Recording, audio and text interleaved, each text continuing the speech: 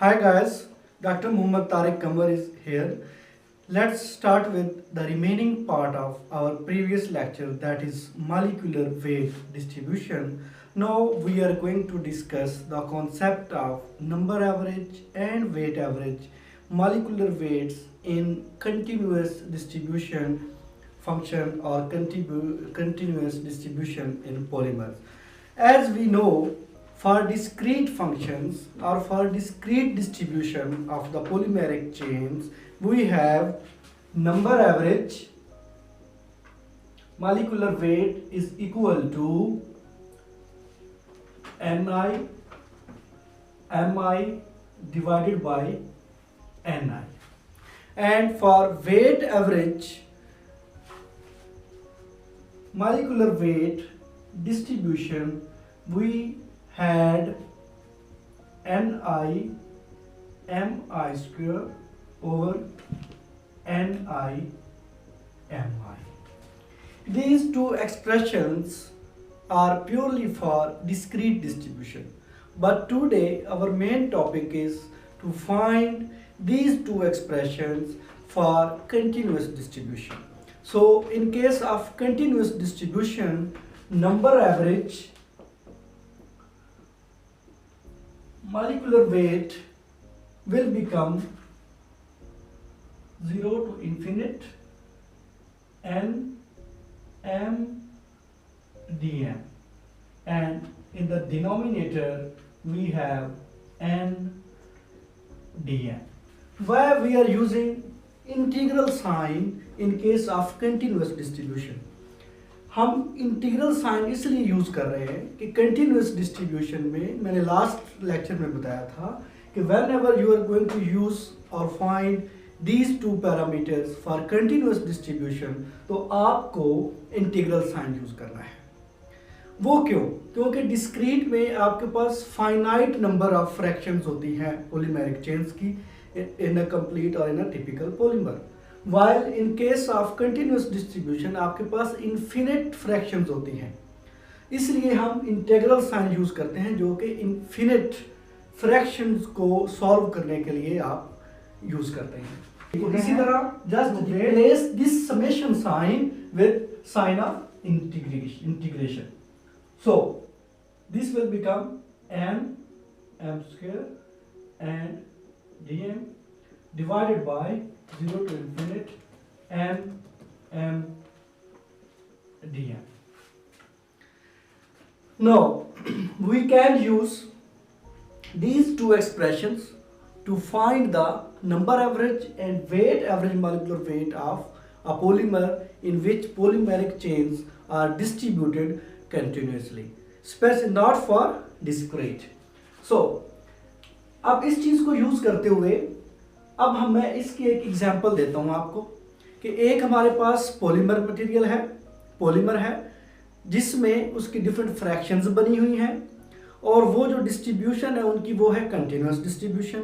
तो उसको हम एक प्लॉट से शो करते हैं। तो वो किस तरह होगा कि सपोज हमारे पास वो प्लॉट कुछ इस तरह है, किस किस के बीच में, this plot is actually between weight of molecules whose molecular weight is m, और ये आपके पास कुछ इस तरह से है और इसका ये start 10 raised to power 3 to 10 power 5 है। अब ये जो एग्जांपल है ये हमें ये बता रही है कि यहाँ पे डिस्क्रीट डिस्ट्रीब्यूशन नहीं है। कैसे कि जब डिस्क्रीट होती है तो आपको स्पेसिफिक नंबर्स मिलते हैं। मसलन हमने लास्ट लेक्चर में एग्जांपल की थी कि हमने 1 ग्राम लिया किनका जिसका मॉलिक्यूलर वेट 50,000 था, फिर हमने कुछ लिए जिनका 100,000 था या जिनका कुछ 10,000 था। तो हमारा वेट और नंबर एग्जैक्ट थे, फाइनाइट थे, मगर अब हमें ये नहीं पता कि 10 raised to power 3 से लेके 10 raised to power 5 के बीच में कितने नंबर्स हैं। फाइनाइट नंबर्स हो सकते हैं। So we are going to use integral sign because this is a continuous function. जब इसको यूज करेंगे तो अब आपके पास जो लिमिट्स हैं वो क्या होगी, lower limit is 10 raised to power 3 and higher limit is 10 raised to power 5. Now you have to replace this 0 with 10 raised to power 3 and this infinite sign with 10 raised to power 5 while using this concept. So अब हमारे पास क्या है, number average हम wait निकालना चाह रहे हैं ये वाला हम फॉर्मूला यूज करेंगे। वो कौन सा है, एन एम डी एम। और यहाँ पे अब हम जीरो नहीं लिखेंगे, क्यों, that is the lower limit, we have to replace this zero with this limit. तो ये हमारे पास आ जाएगी 10⁻³ to 10⁵। अब हम मूव करेंगे किधर, डिनोमिनेटर की तरफ। डिनोमिनेटर में भी इसी तरह लिखेंगे 10⁻³ to 10⁵। According to that formula आपके पास ये चीज है।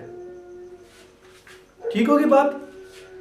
डियर स्टूडेंट्स, अब क्या है कि ये n डिनोमिनेटर में भी है और यहाँ पे भी है, तो इसको हम खत्म कर सकते हैं।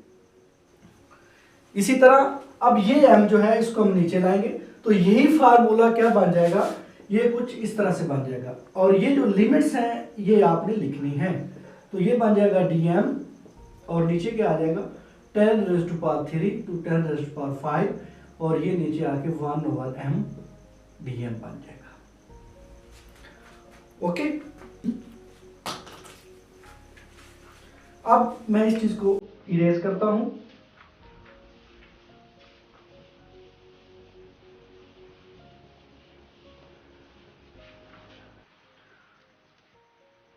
नो, अब यहां पे हमने क्या करना है कि यहां पे हमने इंटीग्रेशन के रूल्स अप्लाई करने हैं।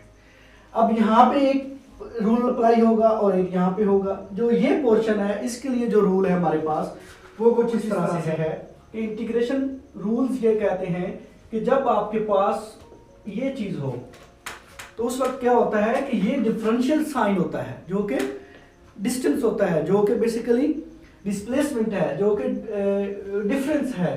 तो क्या होगा कि डी डिफरेंशियल है, ये रिमूव हो जाएगा या कैंसिल हो जाएगा किसके साथ, इंटीग्रल साइन के साथ। तो ये आपके पास चीज बन जाएगी m। एक रूल ये है जो कि वेरी फेमस है, आप कहीं से भी उस चीज को देख सकते हैं। दूसरा पोर्शन आपके पास आता है 1/m dm। ये जो रूल है, ये यहाँ पे इंटीग्रेशन का रूल जो यूज होता है वो जब भी आपके पास इस किस्म का कोई फंक्शन आता है तो ये चीज इक्विवेलेंट हो जाती है नेचुरल लॉग ऑफ m के। ओके, तो अब यहाँ पे आप यूज करें तो ये चीज क्या बन जाएगी, ये इक्वेशन जो है आपकी कुछ इस तरह से आ जाएगी। नंबर एवरेज यहाँ पे आपके पास क्या आ जाएगा m, और आप इसकी आपने मैग्नीट्यूड निकालनी है 10⁻³ to 10⁵ हो जाएगा। और नीचे आपके पास आ जाएगा नेचुरल लॉग ऑफ m, और इसके भी फिर आप ऊपर 10⁻³ to 10⁵ लिखेंगे। और जब इसको आप सॉल्व करेंगे तो ये किस तरह सॉल्व होगा, ये किस तरह सॉल्व होगा, m की जगह पे आपने ये higher minus lower 10⁵ minus 10⁻³ over natural log of 10⁵ minus natural log of 10⁻³। इसको फर्दर सिंप्लीफाई करें तो आप इसको कुछ यूं भी लिख सकते हैं,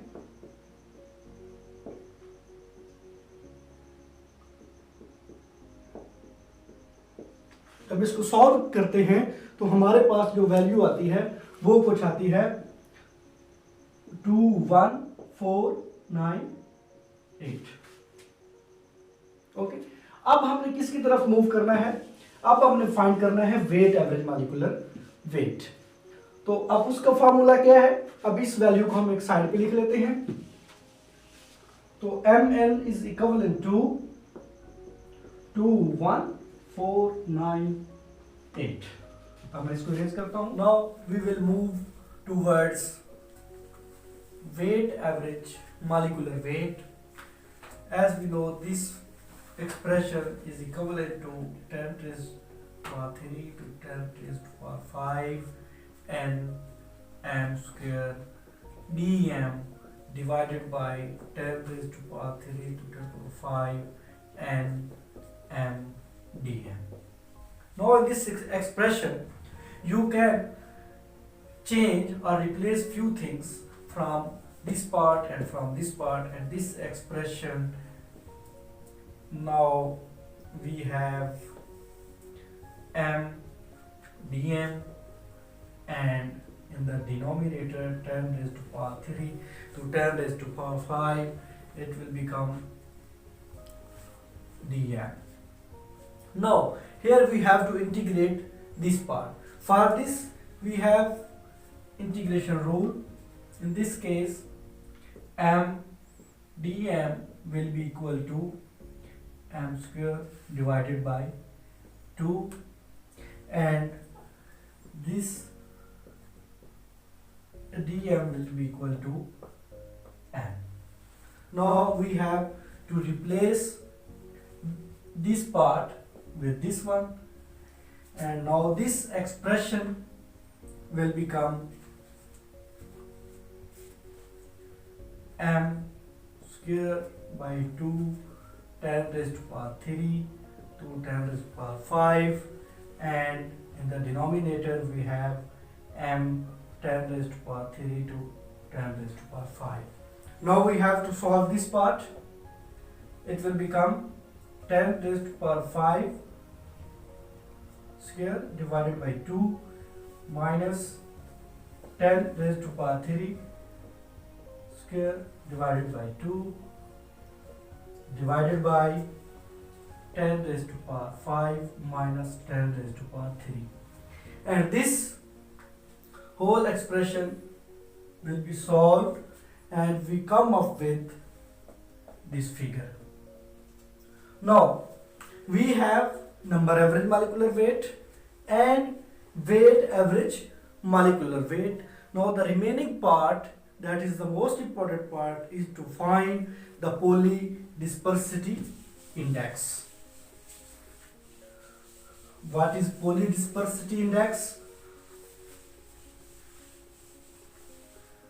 M weight average is equal to 50 500, and we know that PDI, which is equal to weight average over number average, and this will be equal to this whole. By solving this we can get 2.34 value.